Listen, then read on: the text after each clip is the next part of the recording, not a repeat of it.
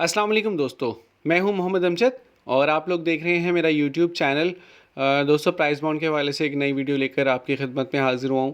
Price bond के हवाले से जो कॉन्टीन्यूसली कुछ सवाल पूछे जाते हैं, आज हम इस वीडियो में उनका जवाब देंगे। प्राइस बॉन्ड के हवाले से जो सबसे पहला सवाल किया जाता है कि क्या प्राइस बॉन्ड की कोई एक्सपायरी डेट होती है। जिस तरह हर चीज़ की एक्सपायरी डेट होती है, तो क्या प्राइस बॉन्ड भी एक्सपायर हो जाते हैं। तो दोस्तों, ऐसा नहीं है। प्राइस बॉन्ड एक्सपायर नहीं होते अनटिल अनलेस कि गवर्नमेंट की तरफ से कोई नोटिफिकेशन आ जाए।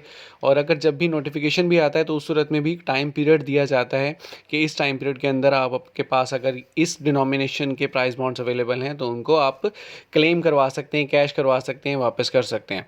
इससे पहले आपको याद होगा कि 7,500 वाले, 15,000 वाले, 25,000 वाले और 40,000 वाले जो प्राइस बॉन्ड्स बंद हुए थे, तो उसमें भी गवर्नमेंट ने काफ़ी टाइम दिया था कि आप इस टाइम पीरियड के अंदर जो क्लेम करना चाहें तो आप कर सकते हैं। और क्लेम करने के बाद फिर जो प्रीमियम प्राइस बॉन्ड्स आए थे 25,000 और 40,000 वाले, उसको आपने दोबारा से परचेज़ किया था।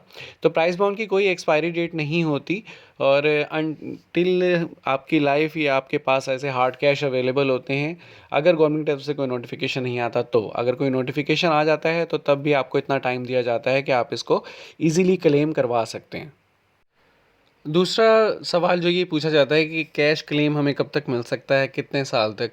अच्छा, सपोज़ आपका आज प्राइस बॉन्ड लग गया है तो आप इसको अगले 6 साल के अंदर अंदर क्लेम करवा सकते हैं। जी हाँ, 6 साल तक आप इसको क्लेम मिल सकता है। 6 साल बाद आपका ये एक्सपायर हो जाएगा। अगर कोई भूल जाता है, किसी को याद नहीं रहता, या समटाइम लोग लेकर और रख देते हैं और फिर बाद में चेक नहीं कर पाते या भूल जाते हैं और उनको पता ही नहीं चलता कि प्राइस लग चुका है, तो 6 साल तक उसको क्लेम करवा सकते हैं। अच्छा, यहाँ पर एक और चीज़ भी आप लाज़मी नोट किया करें कि सपोज़ किसी ने कोई नया प्राइस बॉन्ड लिया है। अच्छा, अब उसकी जो डेट ऑफ इशुएंस है वो सेम डेट की है, मतलब अब जैसे मार्च चल रहा है तो मार्च की है।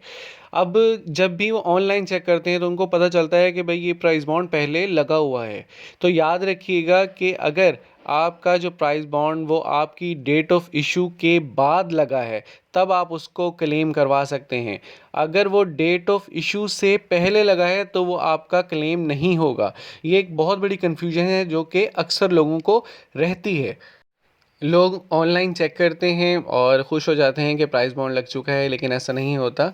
डेट ऑफ इशू आप लाजमी देखा करें जब भी आप ऑनलाइन चेक करें, तो जिस डेट को वो नंबर आपका लगा है और आपके प्राइस बॉन्ड पे इशू डेट क्या है।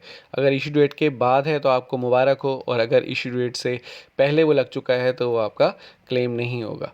उम्मीद है वीडियो पसंद आई होगी। वीडियो को लाइक कीजिएगा, शेयर कीजिएगा और चैनल को लाजमी सब्सक्राइब कीजिएगा ताकि आप तक मज़ीद वीडियोस पहुंच सकें। अपना बहुत सारा ख्याल रखिएगा।